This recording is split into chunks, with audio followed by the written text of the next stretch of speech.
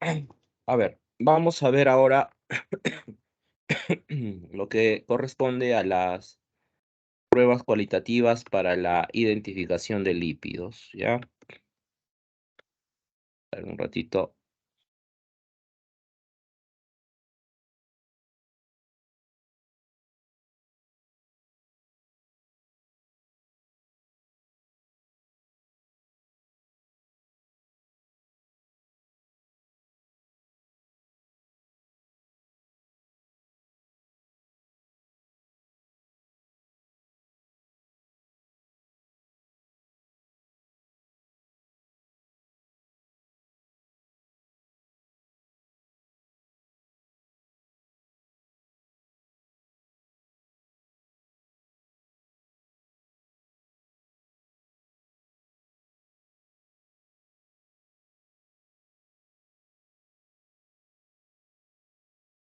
Ya, esto ya lo habíamos visto. Esta es la estructura general de un lípido, ¿no? Tiene una parte polar y tiene unas colas apolares, ¿no? Se representa de esta manera, como un círculo y dos colas o dos líneas ondeadas. ¿Ya?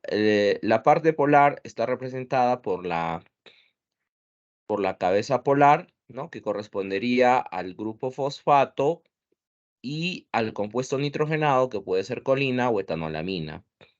Y las colas apolares están representadas por las cadenas carbonadas de los ácidos grasos. Ya, la parte polar es hidrofílica y la parte apolar es hidrofóbica. Entonces, en esta molécula tenemos que se está comportando como hidrofílica e hidrofóbica, ¿no? A esta propiedad se le denomina propiedad anfipática. Y también habíamos dicho que esta propiedad anfipática es la responsable de que los lípidos puedan generar las membranas celulares, ¿no? Gracias a esta propiedad. Ahora, una forma de identificar los lípidos es mediante ensayos de solubilidad, ¿ya? Cuando hablamos de los ensayos de solubilidad, tenemos que considerar lo siguiente. El lípido es una molécula apolar. Si tú lo mezclas con agua, que el agua es polar, tú vas a observar dos fases, ¿ya? Ahí se observan dos fases.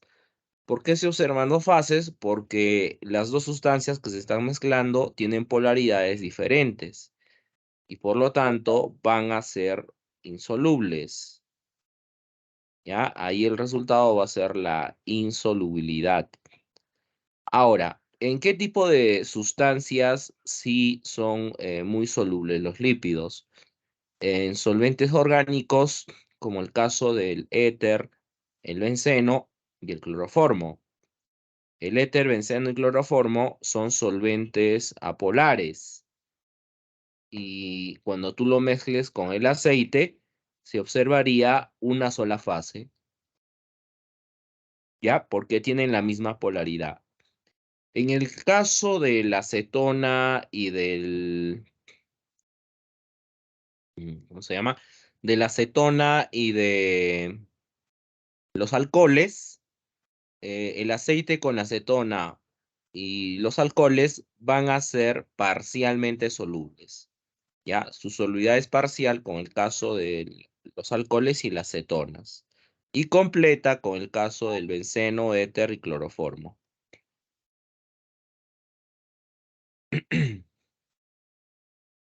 Ya, esta prueba se denomina prueba de la acroleína, ¿ya? Es la prueba de la acroleína. Esta prueba se hace para identificar al, a los alcoholes, al principal alcohol de los lípidos saponificables, que en este caso es la glicerina o también llamado glicerol, ¿ya? Glicerina o glicerol. Este es el principal alcohol de los lípidos simples. Ya, este alcohol está presente en los lípidos simples, en los triacilgliceroles, en los fosfoacilgliceroles. Ya, ahí está presente este alcohol. En el caso de los esfingolípidos son lípidos que tienen como alcohol esfingosina. Y esos esfingolípidos están presentes en membranas neuronales. ¿Ya? Este glicerol lo vamos a encontrar a nivel de los triacilgliceroles y a nivel de los fosfoacilgliceroles.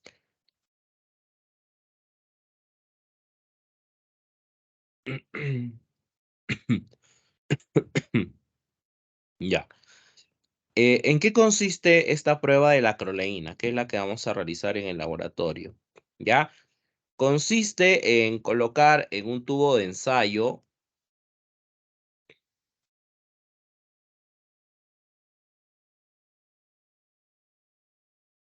¿ya? Se coloca en un tubo de ensayo 1 mililitro del aceite y luego se adiciona 0,5 gramos de bisulfito de sodio, ¿ya? 0,5 gramos del bisulfito.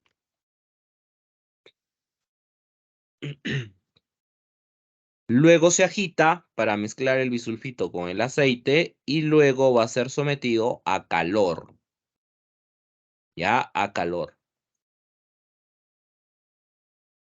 Pasado cierto tiempo, se va a observar la liberación de vapores blanquecinos. La reacción va a liberar unos vapores blancos. Ya, estos vapores blancos que se liberan corresponde a una molécula llamada acroleína. ¿Ya? Esta acroleína tiene un olor fuerte, penetrante, parecido al caucho quemado, ¿no? Esa sustancia es la acroleína. ¿Ya? Entonces, esta acroleína, por ejemplo, se libera cuando hay quema de pastizales, ¿no? Cuando hay incendios forestales, ahí hay una liberación de acroleína. Y la acroleína en grandes cantidades puede ser nociva para los seres vivos. Puede generar problemas respiratorios, ¿ya? En exceso puede generar problemas respiratorios, ¿ya? Entonces, ¿cómo es que se genera esta acroleína? Esta acroleína se genera a partir de glicerol, ¿ya? Este bisulfito de sodio lo que va a hacer son dos reacciones. Va a producir una deshidratación y va a producir una oxidación, ¿ya? Deshidrata el glicerol y lo oxida. La deshidratación ocurre en este carbono 1 con el carbono 2. Ahí se libera el oxidrilo y aquí abajo también se va a liberar el oxidrilo. Luego este oxidrilo capta un protón y el de aquí también va a captar un protón, generando dos moléculas de agua, ¿no? En eso consiste la deshidratación que, que va a ser realizada por el bisulfito. Y producto de esa deshidratación, siempre cuando se generen reacciones de deshidratación, en esos carbonos donde ha estado el oxidrilo, se generan dobles enlaces, ¿ya? Siempre la deshidratación genera dobles enlaces. Ahora, en el caso de la oxidación ocurre a nivel del tercer carbono, del tercer oxidrilo. Este oxidrilo es un alcohol primario, ¿ya? Los alcoholes primarios se oxidan hasta generar aldehídos. Este alcohol primario se oxida hasta generar un aldehído y el aldehído se oxida hasta generar ácidos carboxílicos, ¿no? Esa es la oxidación normal que ocurre con los alcoholes, ¿ya? Alcohol primario hasta un aldehído. Si fuese un alcohol secundario, se oxidaría hasta un acetono. Ahora, este es un alcohol primario. ¿Por qué digo que es un alcohol primario? Porque este carbono tiene dos hidrógenos enlazados. Si tiene, si tiene dos hidrógenos enlazados, este es un carbono primario, ¿ya? Entonces, simplemente reemplazo el grupo oxidrilo por el grupo aldehído, ¿no? Que es este. Un carbonilo, que es un enlace doble carbono-oxígeno, y este carbonilo enlazado al hidrógeno. Ese es el grupo aldehído, ¿ya? Entonces, hay una deshidratación que está ocurriendo, se forma un enlace doble y hay una oxidación que ocurre con el grupo oxidrilo, generando el grupo aldehído. Entonces, este compuesto que se ha generado se denomina acroleína, ¿ya? Desde el punto de vista estructural, la acroleína es un compuesto insaturado, es decir, que tiene un doble enlace que está acá, un doble enlace, y tiene un grupo funcional que va a ser un grupo aldehído, ¿no? Entonces, es un grupo aldehídico insaturado. Es un aldehído insaturado, ¿no? De 3 carbonos, es de 3 carbonos, ¿ya? Es un aldehído de 3 carbonos con una insaturación, ¿ya? Esa es la acroleína. Y tiene colores blanquecinos y tiene un olor fuerte, muy irritante, muy penetrante. Parecido a cuando se quema el caucho quemado, al caucho, ¿no? Cuando se quema el caucho, ¿ya? Entonces, con esta prueba, que es la prueba de la acroleína, se identifica al glicerol, ¿ya? Sirve para identificar al glicerol, que es el alcohol de los lípidos simples y de los fosfoacigliceroles.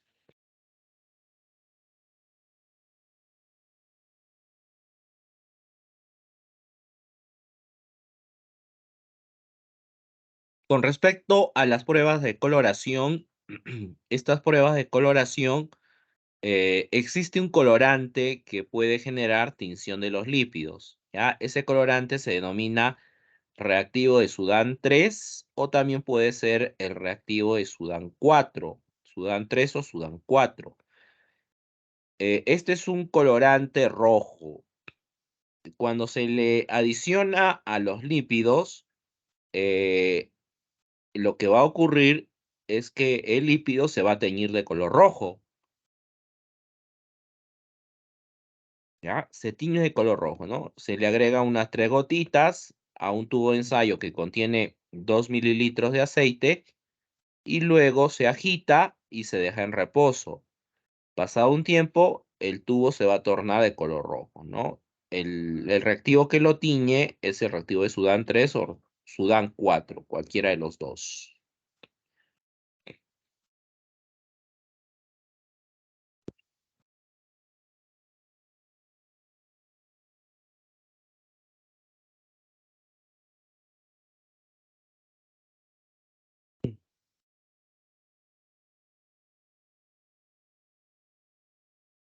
Ya.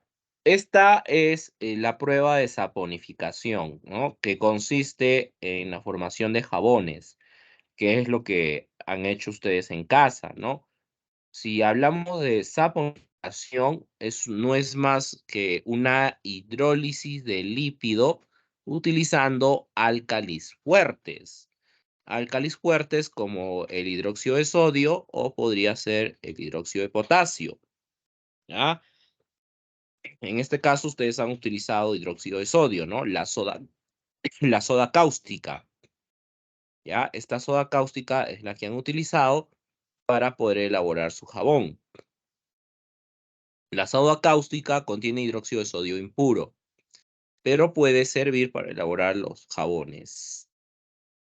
La hidrólisis generalmente se realiza en calor, ¿no? O sea, tengo que aplicar calor para producir la saponificación y en algunas otras situaciones se hace sin calor, ¿no? Eso va a depender de la cantidad de soda cáustica que se utilice en el proceso. Entonces, simplemente es mezclar el aceite con la soda cáustica y luego se realiza una agitación fuerte, una agitación que más o menos debe durar unos 30 minutos, hasta que se genere una masa pastosa. Luego eso es llevado a un molde, ¿no? Y se procede a la solidificación y finalmente se obtiene el jabón. El otro proceso es utilizando el calor, ¿no? Se utiliza el aceite, la soda cáustica y se aplica calor, ¿ya? En esa situación A ver, un ratito, alguien está tratando de entrar, creo. Ya, me pareció que alguien trataba de entrar. Ya, en esta situación, ¿no? Cuando se aplique calor, ahí la hidrólisis va a ser más rápida, ¿no? El tiempo ahí se va a cortar y continuamente igual tengo que agitar. Ya sea en calor o sin calor, la agitación tiene que ser permanente, ¿ya? Tiene que ser permanente. Entonces, si hablamos de la saponificación, no es más que un proceso de hidrólisis en un medio alcalino. Ahora, producto de esa saponificación, lo que yo voy a obtener es una molécula de glicerol, ¿ya?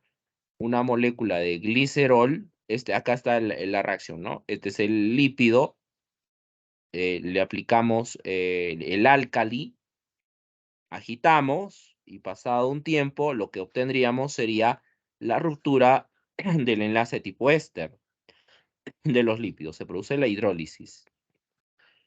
Y como estoy utilizando un medio alcalino, lo que obtendría sería una sal ácida, ¿ya? Entonces, aquí se obtendrían 3 moléculas de ácido carboxílico o 3 moléculas de ácido graso. Pero en este caso, el ácido graso ha perdido un protón, porque eso ocurre en medio alcalino, pierde un protón, se ioniza y en reemplazo de ese hidrógeno ingresa en este caso potasio. Aquí se está utilizando hidróxido de potasio, ¿ya? Es hidróxido de potasio. El que van a usar ustedes es hidróxido de sodio. El que van a usar ustedes es el hidróxido de sodio, que es la soda cáustica. ¿Ya? Entonces, este sodio se enlaza a la sal ácida del ácido carboxílico. Y esta sal ácida, en este caso de potasio, vendría a ser el jabón. Ahora, hay dos tipos de jabones líquidos y jabones sólidos. Si yo utilizo el hidróxido de potasio, el jabón que yo obtendría sería un jabón líquido. Pero si utilizo el hidróxido de sodio, estas sales ácidas de sodio corresponderían al jabón sólido. Ya es la diferencia. La diferencia de obtener un jabón sólido o un jabón líquido está en el álcali que se va a utilizar. Hidróxido de sodio o hidróxido de potasio. El que ustedes van a utilizar y la soda cáustica es hidróxido de sodio impuro. Por lo tanto, lo que van a obtener es un jabón sólido. ¿Ya? Entonces, estructuralmente, este jabón vendría a ser, en el caso de ustedes, una sal ácida de sodio, ¿no?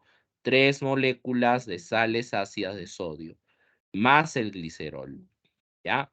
Más el glicerol. Ahora, en algunos casos hay la necesidad de separar este glicerol, ¿no? Entonces, al final del proceso de hidrólisis, lo que se puede hacer es adicionar agua salada, ¿ya?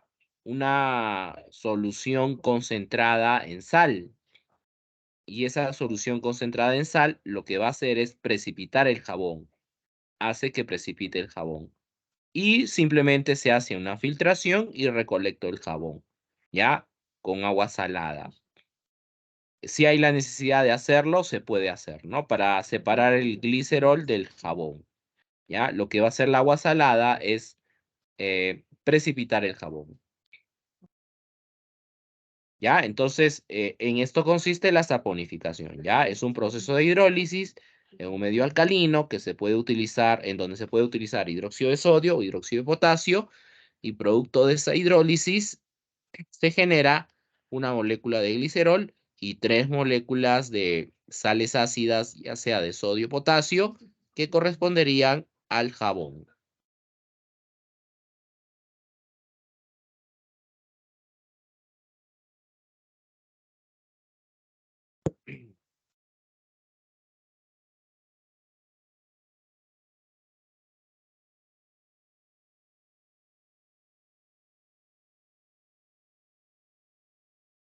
Este viejo. Ahora, esta emulsificación de las grasas, ¿ya? Este término emulsificación está relacionado con la formación de las micelas. ¿Ya? Ahorita voy a explicar qué cosa es una micela.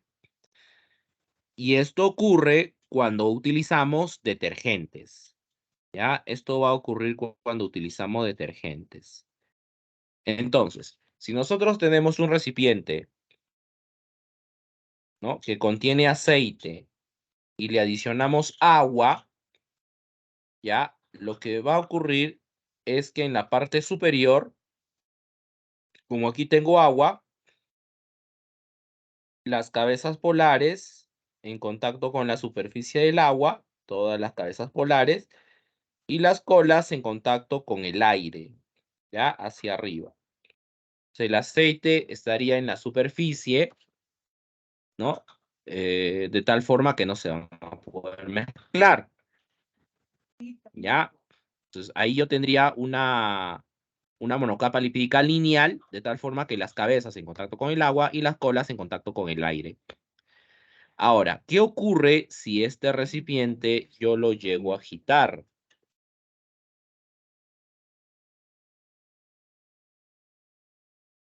¿Ya? Si el recipiente, ¿no?, que podría ser un vaso de precipitado o un tubo de ensayo, yo lo llego a agitar, ¿no? La forma como este lípido va a poder unirse al aceite es mediante la formación de micelas. La micela no es más que otra cosa que una monocapa lipídica esférica, ¿ya? Es una monocapa lipídica esférica. Entonces, cuando ustedes agiten ese tubo de ensayo que contiene agua y aceite y detergente, ustedes van a observar al interior pequeñas gotitas de aceite. Esas gotitas de aceite se denominan micelas. Y estructuralmente las micelas son monocapas lipídicas esféricas, ¿no? De tal forma que todas las cabezas están en contacto con el agua, ¿no? Las cabezas en contacto con el agua y las colas de, de los lípidos hacia adentro, ¿ya? Todas las colitas hacia adentro, formando una monocapa lipídica esférica. Entonces, es la forma como este lípido se puede unir a este aceite.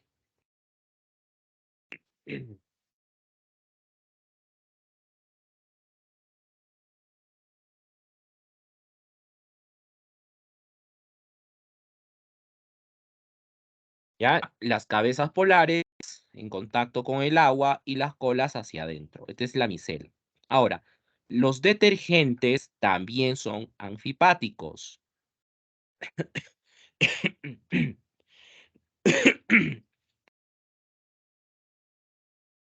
Los detergentes, como el caso de los jabones, por ejemplo, son anfipáticos. Entonces, ¿qué significa que son anfipáticos? Que se comportan de la misma forma que los lípidos, ¿no? También van a generar micelas. Cuando añadimos un detergente como el jabón con agua y tenemos ahí un lípido que vamos a tratar de eliminar, entonces la forma como ese detergente elimina ese aceite, esa grasa, es mediante la formación de micelas. ¿Ya? A ese proceso se le denomina emulsificación. Eso es una emulsificación. Entonces, esto está relacionado con el uso de los detergentes y la formación de las micelas, ¿ya? Las cabezas polares, tanto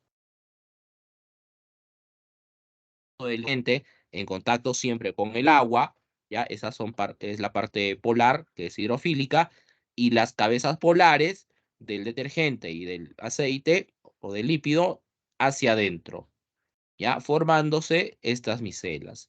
Entonces, en ese tubo de ensayo que contiene agua, aceite y detergente, cuando el tubo de ensayo se llegue a agitar, las micelas ahí van a ser bien pequeñas. Si las micelas son pequeñas, quiere decir que se está produciendo la emulsificación de los lípidos, ¿ya? Esa emulsificación de los lípidos podemos tomarlo como sinónimo de disolver el lípido, ¿ya? Disolver el lípido, ¿no? Es la forma como se va a disolver el lípido, ¿ya? mediante la formación de estas micelas. Ya, a eso se le denomina, vuelvo a repetir, emulsificación. Ahora, las emulsiones, que es lo que también van a preparar en casa, ¿ya? Una emulsión, aquí está el concepto de una emulsión. Una emulsión es una suspensión coloidal entre dos líquidos no miscibles, en donde las partículas de esta están en menor proporción y se mantienen dispersas gracias a una sustancia llamada emulsionante. ¿Ya? Entonces, una emulsión es una mezcla, por ejemplo, de agua, aceite y un emulsionante. ¿Ya? Un emulsionante, o también llamado tensioactivo. Cuando nosotros mezclamos agua con aceite, se observan dos fases, ¿no? El agua y el aceite no pueden estar juntos, se van a separar. Pero si a esa solución le adicionamos un emulsionante, ¿ya? O también llamado tensioactivo, ese emulsionante o tensioactivo lo que va a hacer es unir la fase oleosa con la fase acuosa, ¿ya? Une la fase oleosa con la fase acuosa. De tal forma que al agitarlo, al final yo voy a observar una sola fase. Se observa una sola fase. ¿Ya? Eso es una emulsión. Por ejemplo, el caso de las mayonesas. ¿Ya? Ejemplos de emulsionantes tenemos el caso de la lecitina, ¿ya? Las lecitinas, esta lecitina, por ejemplo, está presente en la yema, ¿no? En la yema del huevo. Cuando por ejemplo, cuando hacemos una torta o cuando se prepara helados, ¿no? Ahí se hace una mezcla de aceites, como la mantequilla, con agua. Entonces, la forma como el aceite y el agua pueden estar en contacto es mediante la lecitina, y esta lecitina está presente en la yema del huevo. ¿Ya? Entonces, en el experimento que van a realizar ustedes en casa, lo que van a hacer es mezclar primero agua, aceite, y van a observar que no se van a mezclar, que son insolubles. Y luego le van a adicionar yema del huevo. Al adicionar la yema del huevo y cuando lo lleguen a agitar, se va a observar una sola fase. Se observa una sola fase. ¿Por qué se observa una sola fase? Porque están usando un emulsionante, ¿no? Ese emulsionante es la lecitina. Esa lecitina permite la unión de la fase oleosa con la fase acuosa, de tal forma que se va a observar una sola fase. Ya ese experimento lo van a hacer en casa, le toman fotos o lo graban y lo colocan en su informe de laboratorio de la parte de líquidos. Eso vendría a ser una emulsión. Ya es una emulsión. Ya no se vayan a confundir con emulsificación. La emulsificación, eso está relacionado con la formación de micelas. Y las emulsiones es cuando mezclamos agua, aceite y le adicionamos un emulsionante. Ya a toda esa mezcla se le denomina emulsión. Como el caso, por ejemplo, de la mayonesa.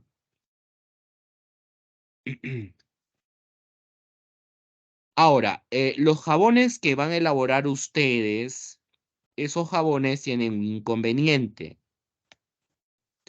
El inconveniente de estos jabones es que pueden precipitar en medio ácido, ¿ya? En un medio ácido precipitan fácilmente y pueden precipitar cuando se encuentra presente calcio, sales de calcio o sales de fierro, ¿ya? Precipita el jabón. Aquí, por ejemplo, en esta reacción tenemos que el jabón en medio ácido, ¿no? El sodio va a ser desplazado por el hidrógeno, regenerándose el ácido graso. Aquí se regenera el ácido graso. Ya no es jabón. El jabón es este, ¿no? Es la sal ácida de sodio. En medio ácido, lo que va a ocurrir es que el sodio es desplazado por el hidrógeno, ¿no? Regenerándose el ácido graso. El ácido carboxílico se regenera. En esta situación, el jabón va a precipitar. Algo parecido ocurre en presencia de sales de calcio y sales de fierro, ¿ya? Este calcio desplaza al sodio, se formaría una sal ácida de calcio que va a generar la precipitación del jabón. ¿Ya? Aquí el calcio desplaza al sodio, formando la sal ácida de calcio y el jabón precipita. Lo mismo con el fierro. ¿Ya? Lo mismo con el fierro. El fierro desplaza al sodio, se formaría una sal ácida de fierro y finalmente el jabón va a precipitar. Ya. Esta es una prueba realizada para la identificación del colesterol, ¿ya? Del colesterol. El colesterol, no se olviden, lo podemos tener en la circulación y también lo tenemos incrustado a nivel de las membranas celulares. Ahí tenemos el colesterol, ¿ya? Este colesterol se puede identificar de manera cualitativa utilizando una prueba. Esta prueba se denomina la reacción de Lieberman, ¿ya? La reacción de Lieberman. Esta reacción de Lieberman utiliza 3 reactivos. Este es el cloroformo, utiliza el anhídrido acético y utiliza el ácido sulfúrico. Ya, esta prueba no la vamos a hacer porque no disponemos de estos 3 reactivos, ¿ya? Pero sí es la forma como se puede identificar de manera cualitativa el colesterol, ¿ya? Se adiciona gotitas de cloroformo y al adicionar esa gota de cloroformo se observan colores. Se observa un color amarillo, un amarillo oscuro, ¿ya? Un amarillo oscuro, luego se adiciona el anhídrido acético, gotitas, y se observan colores como el verde turquesa y el lila. Y finalmente se adiciona ácido sulfúrico, gotitas de ácido sulfúrico. Y al final el tubo de ensayo se va a tornar de color marrón. ¿Ya? Entonces, primero observamos un color amarillo, un amarillo oscuro, un verde turquesa, luego un lila y finalmente un marrón. Cuando yo observe estos 4 colores, eso significa que la muestra que estoy analizando contiene colesterol. Esta prueba, por ejemplo, se puede hacer con mantequilla, ¿no? Si yo quiero saber si la mantequilla tiene colesterol, puedo hacer una prueba de Lieberman. Le adiciono ácido clorhídrico, ácido acético y luego ácido sulfúrico. Si observo estos colores, quiere decir que la mantequilla tiene colesterol. ¿Ya? Esa prueba se denomina prueba de Lieberman. La prueba de yodo se utiliza para identificar enlaces dobles de los ácidos grasos, para identificar ácidos grasos insaturados. Para eso se utiliza esta prueba de yodo. ¿Ya? Es para la identificación de los enlaces dobles de los ácidos grasos. ¿Ya? Entonces, en esta parte, por favor, para este experimento, ustedes van a elaborar un jabón, ¿no? Utilizando soda cáustica y con simple agitación. Ahora, esa agitación puede ser de manera manual, ¿no? Agitación permanente, o podría ser una agitación utilizando una batidora, ¿ya? Utilizando una batidora. Y al final se tiene que generar una masa pastosa y esa masa pastosa es la que se coloca en los moldes. Luego se le lleva al frigider y vamos a esperar que el jabón solidifique, ¿no? En 2 días debemos de tener un jabón duro. Si el jabón no está duro, eso significa que se ha adicionado poca soda cáustica, ¿ya? Se ha adicionado ahí poca soda cáustica. Esa es lo que van a hacer en casa, ¿no? Elaborar jabones y no se olviden que hay que elaborarlo a partir de, de aceite reciclado, ¿ya? De aceite reciclado. Ese aceite reciclado tienen que limpiarlo, ¿ya? Tienen que limpiar ese aceite reciclado, porque el aceite reciclado tiene un olor fuerte.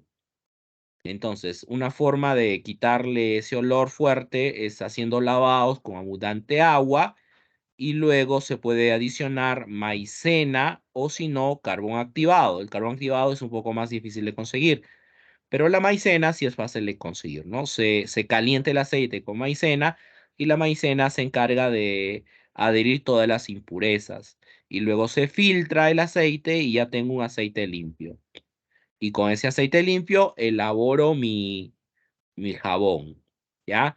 Lo otro que van a hacer es una emulsión, ¿no? Primero van a mezclar agua, aceite, y van a observar que no se van a mezclar y luego le van a adicionar yema de huevo. Al adicionar la yema de huevo y al agitar el recipiente, se va a observar una sola fase. Ahí habrán preparado una emulsión, ¿ya? Entonces, en la yema de huevo está la lecitina y esa lecitina es un emulsionante. Emulsionante o tensioactivo es lo mismo, ¿ya? Ese emulsionante o tensioactivo es lo que va a facilitar la unión de la fase oleosa con la fase acuosa, de tal forma que se va a observar una sola fase, ¿ya? Ahora, con respecto a los experimentos que vamos a realizar en el laboratorio, vamos a hacer una emulsificación. Vamos a hacer la emulsificación y vamos a hacer la prueba de la acroleína, ¿ya? Esas dos pruebas son las que vamos a hacer en el laboratorio, ¿ya? Entonces, esta sería la explicación de la parte de lípidos, ¿ya? De la parte de lípidos. Ahí voy a dejar de grabar un ratito.